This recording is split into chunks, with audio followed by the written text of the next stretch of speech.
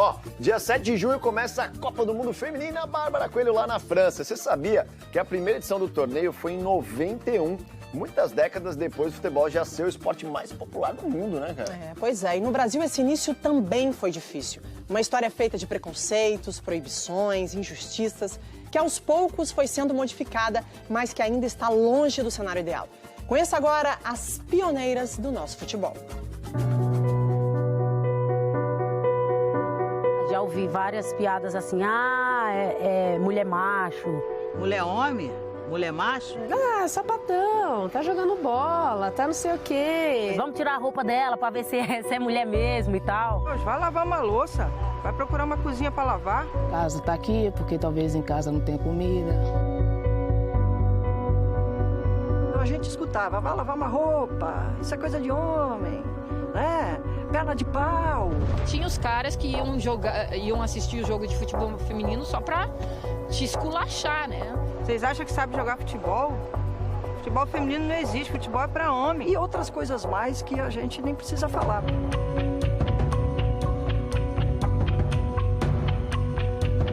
Apanhei bastante. Muitas das vezes eu tive que mentir. Ofendidas, humilhadas, algumas mulheres foram até agredidas porque queriam jogar bola. Contar a história do futebol feminino é contar uma história de resistência. E as mulheres que você vai ver agora foram as que quebraram a primeira grande barreira.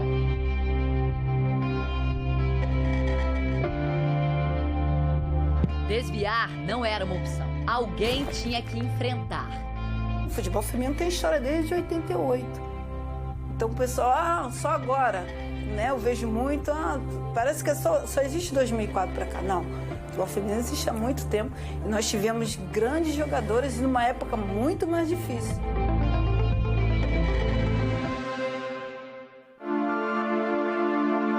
São as pioneiras do futebol feminino no Brasil. Desbravadoras, destemidas, mulheres que desconstruíram padrões. Arranquei a cabeça das minhas bonecas e foi assim que eu comecei a dar meus primeiros pontapés. Todos eram contra, que a gente lutava por uma coisa que todo mundo lutava contra. Não era o futebol, era a sociedade, era o país. O lance é o seguinte, o mundo era completamente diferente e as coisas eram muito atrasadas, né? Eu vim aqui para treinar umas jogadas ensaiadas com elas, umas jogadas na banheira, e elas estão fazendo muito bem essas jogadas, né? Mas o torcedor brasileiro está mesmo curioso para saber se as meninas jogam bola para valer. Como que eu ia assistir jogo de futebol se não era transmitido? Eu ouvia um comentário ou outro que tinha futebol feminino no Rio e São Paulo. Mas fora isso, não era uma coisa assim, tipo, natural de se ver. Mas era tão natural de se fazer? Jogávamos por música. Eu acho, você não pegou, né, Carol? Mas se você visse nosso time jogar, você falava, que isso? Era um Flamengo antigamente com Júnior, Zico. Era muito bom. Elas transformaram em esporte o que era visto como palhaçada.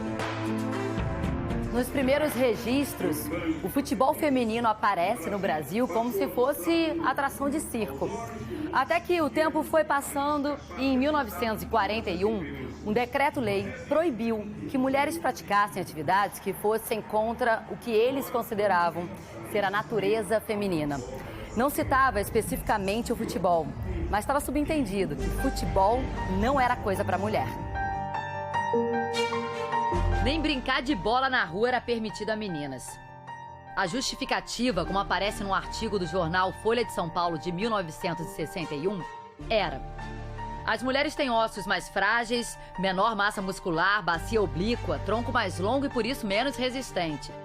Centro de gravidade mais baixo, coração menor, menor número de glóbulos vermelhos, respiração menos apropriada a esportes pesados, menor resistência nervosa e de adaptação orgânica.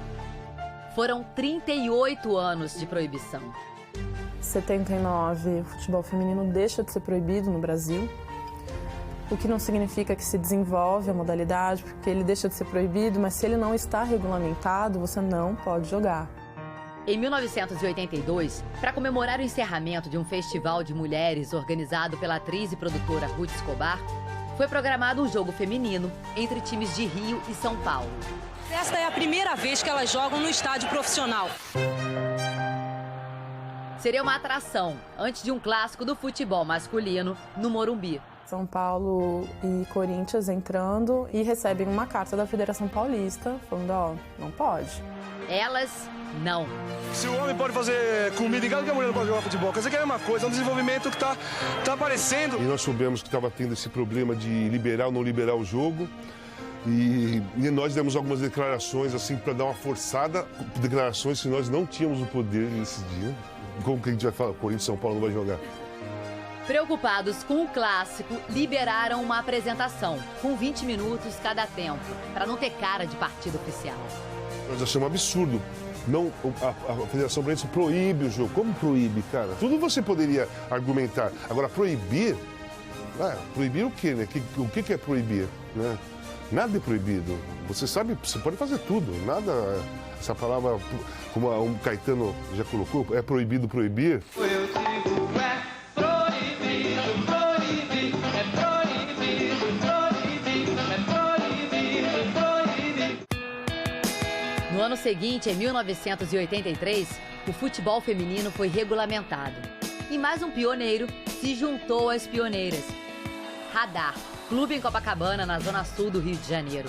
Surgia ali o primeiro departamento de futebol feminino. A seleção brasileira feminina, ela veio existir através do Radar. Porque foi o Radar que fazia os melhores campeonatos no Rio de Janeiro, os brasileiros. No Mundial Experimental em 1988, entre 12 seleções, o Brasil ficou em terceiro, tendo o Radar como base do time. Seleção, a gente ganhava uma diária e no início nem era isso. Praticamente jogava por amor. E passava muita dificuldade. Ficando hospedada, você acha que a gente ficava hospedada na Granja Comaria? Nossa Senhora.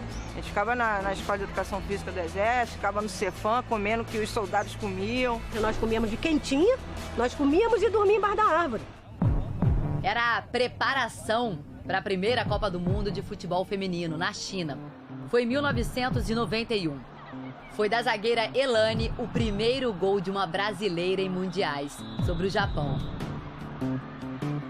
Elas voltaram para casa ainda na primeira fase, mas ganharam um título sim, o de seleção. A principal, elas sabiam que ainda era outra. Vai partir, vai que é sua, Tafarel! Partiu, bateu, acabou! Acabou! É tetra! É tetra! Quando Romário e Bebeto voltaram da conquista do tetra em 1994, o que sobrou de uniforme foi guardado para elas. Olha aí o tamanho disso. Era desse tamanho porque era tudo masculino. O futebol feminino não existia para a CBF. Então a gente usava tudo do masculino. Shorts, camisa, né? Porque a gente queria. Mas quando você chegou lá, que você olhava todo mundo bem, né? Você olhava os americanos, todo mundo bem, né? Bem vestido. Você olhava pra gente assim e falava, caramba, que é isso?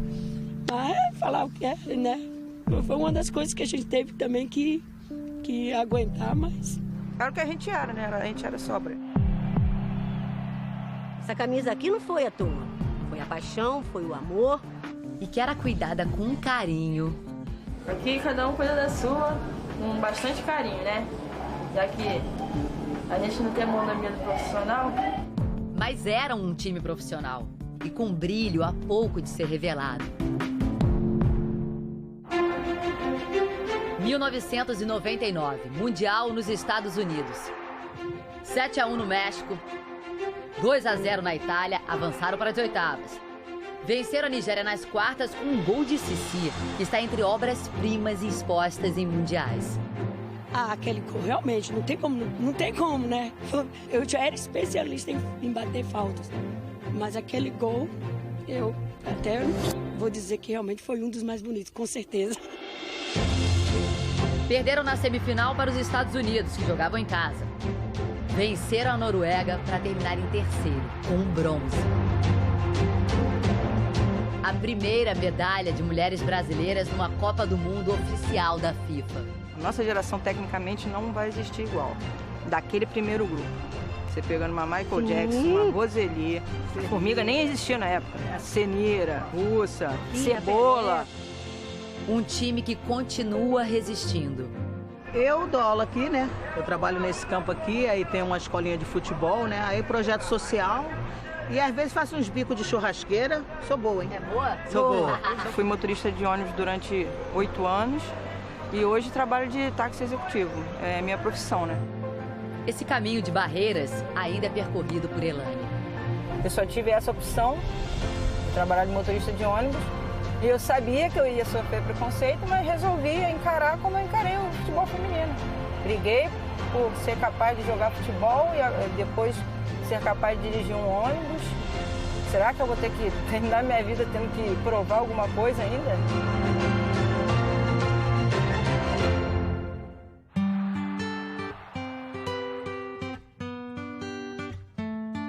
Coube a elas provar que de frágeis, nossos ossos não têm nada.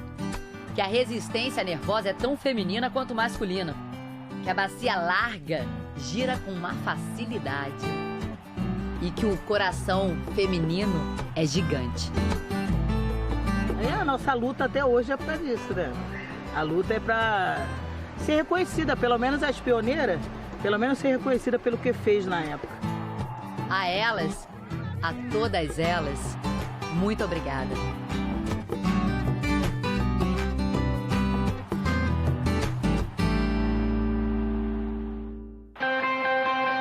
No próximo domingo, a história de resistência ganha brilho, com a geração mais vitoriosa do futebol feminino do Brasil. E Marta encanta o mundo.